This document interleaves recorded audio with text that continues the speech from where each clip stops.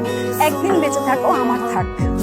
আমার যে সময় আসলে ক্যান্সারটা ধরা পড়ে, ও জব পায়, তারপর পরে আমাদের বিয়ে করার কথা ছিল।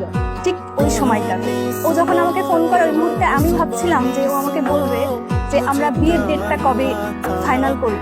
সেটা না বলে ও যখন আমাকে বলে ও ক্যান্সার ধরা পড়ছে, আমার সত্যি আমার মাথায় আকাশ ভেঙে পড়ে। আমার এতটা খারাপ লাগে, আমি বলে বোঝাইতে পারবো না।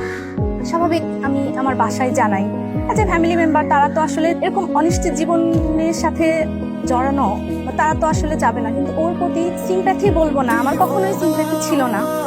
আমি আসলে ওকে অনেক ভালোবাসতাম। ওকে হারাই ফেলবো, আমার কাছে মনে হচ্ছে যে ও একদিন থাক, একদিন বেঁচে থাক, ও আমার থাক।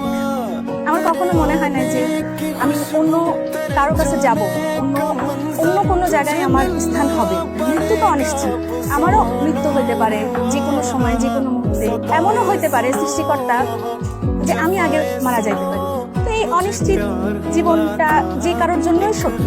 এই জন্য আমার কখনো মনে হয় না যে ঠিক আছে ওর ক্যান্সার হয়েছে, এটা অনিশ্চিত, আমি ওকে ছেড়ে চলে যাবো। আমার মনে হচ্ছে এখন অন্তত ওকে আরো শক্ত করে আমার ধরা উচিত, হাতটা আরো শক্ত করে ধরা উচিত। থাক না, আমারই থাক, একসাথে থাকি।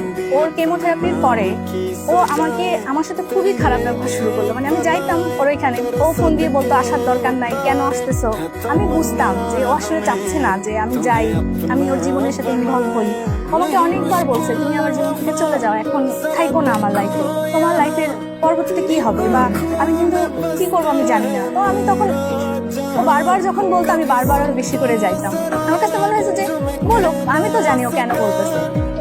ওর একটা কথা মানে তখন আমি ওকে একবার ইমোশনালি ব্ল্যাকমেল করি, মানে বলি যে হচ্ছে অনেক মন খারাপ করি, কান্নাকাটি করি। তো আমি তখন ওকে 2 দিন কথা বন্ধ রাখি। তো 2 দিন পরে ও আমাকে ফোন করে, ও বলে আমার কেমোথেরাপি দিছে, যতটা না কষ্ট লাগছে তুমি আমার সাথে কথা বলো নাই তার থেকে বেশি কষ্ট লাগছে।